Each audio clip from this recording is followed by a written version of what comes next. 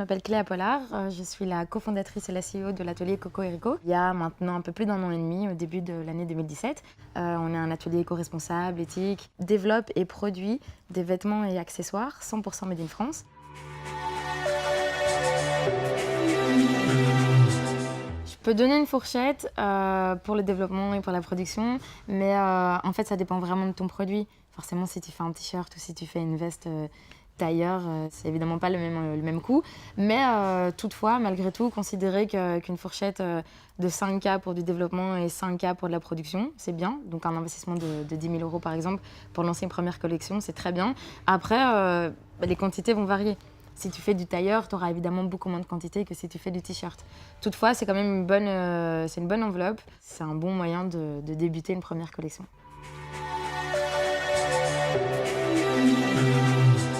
Pour le développement et pour la production, c'est 2 mois. Mais ça, c'est une première collection. Donc ça te fait 4 mois, par exemple, avant d'avoir tes produits en main. Mais une première collection, c'est un vrai investissement en termes de coûts, en termes d'argent, mais aussi en termes de relations humaines.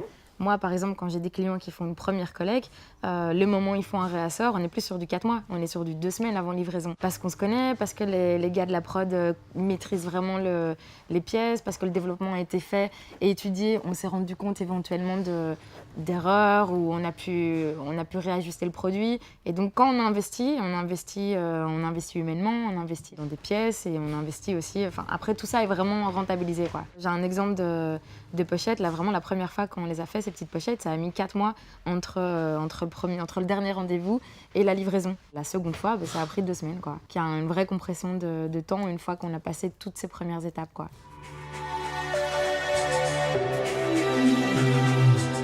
On a donc une partie bureau d'études dans lequel, avec le créateur, on va d'abord faire des moodboards, on va travailler sur le style. Donc c'est vraiment la partie bureau de style en fait du vêtement. Ensuite, on va faire patronage, digitalisation, toile et prototype et fitting. Donc la toile, c'est le vêtement, mais pas dans la matière d'origine, qui va vraiment valider les volumes de la pièce. Ensuite, on va faire un premier fitting avec notre styliste et modéliste, par exemple.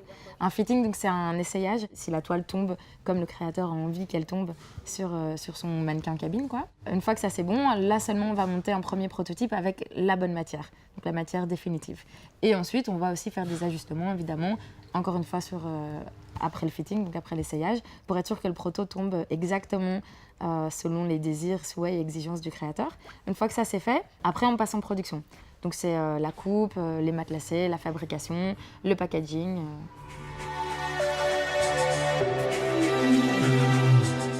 Les erreurs en fait qu'on constate chez les créateurs, qui arrivent après déjà en fait avoir essayé de lancer une première collection ailleurs ou autrement ou tout seul, c'est qu'ils ont malheureusement souvent essayé de faire des économies là où il aurait pas fallu en faire. Partir en Asie parce qu'on croit que c'est moins cher, mais quand tu fais des petites quantités, c'est pas tellement moins cher que ça. Essayer d'investir un peu moins dans leurs produits. En fait, ils essayent de faire des économies, alors que, comme je le disais, le produit, c'est vraiment la partie la plus importante. C'est ta marque, en fait, et donc c'est pas là où il faut que tu fasses des économies. Souvent, moi, j'ai des créateurs qui viennent à l'atelier Coco Rico avec des protos, mais qui sont pas industriels. Et du coup, ça leur revient assez cher en production. Puis en plus, ça correspond pas tellement aux méthodes de fabrication ou de coupe industrielle. Ils ont travaillé, par exemple, avec un ou une modéliste indépendante, ce qui est très bien parce qu'on va avoir un proto qui est beau, qui est chouette, mais sur lequel il va falloir vraiment retravailler pour qu'il soit conforme en fait au processus de fabrication en quantité après, quoi.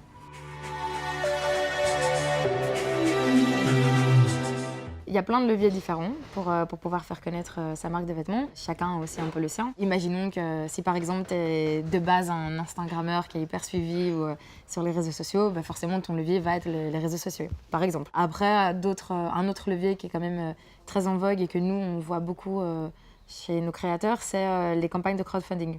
Donc souvent ils investissent 50% des 10K par exemple dans du développement et ensuite ils vont faire une campagne de crowdfunding pour pouvoir faire des préventes et donc ils reviennent par la suite pour la production. L'avantage c'est que toute la communication que tu auras faite durant ta campagne de crowdfunding, c'est tout le marketing que tu n'auras plus à faire une fois que ta première collection est lancée. Et quand tu as lancé ta première collection, comme tu fais un COEF 2 par exemple, tu retrouves ton bénéfice qui te permet de faire un réassort directement.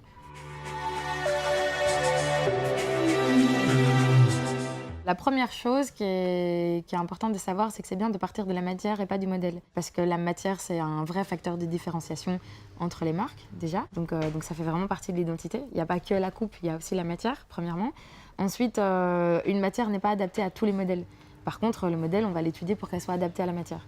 Donc ça fait partie c'est un premier petit trick pour débuter une première collecte. Essayez de pas partir dans 25 modèles dès la première collection, mais essayez de se centraliser sur quelques pièces qui vont avoir une identité forte, sur lesquelles on va vraiment pouvoir se centraliser et donc investir. Plus qu'un conseil, c'est une exigence à mettre pour soi-même, c'est vouloir investir. Tout le monde a envie de lancer une marque de vêtements. On est à Paris, hein, on a des gens qui nous appellent, ils ont envie de lancer une marque de t-shirt. C'est chouette, hein, mais avec 1 000 €, tu vas pas très loin. Et si t'as pas envie d'investir dans ton projet, c'est que t'y crois pas toi-même, en fait. C'est des conseils qui sont plutôt liés à l'entrepreneuriat. Donc forcément, ça s'applique à la mode, mais ça s'applique à n'importe quel projet. C'est bien d'être dans une niche, c'est bien de connaître sa cible, c'est bien de répondre à un besoin et pas juste à un plaisir perso. C'est vraiment des conseils qui sont liés à l'entreprise.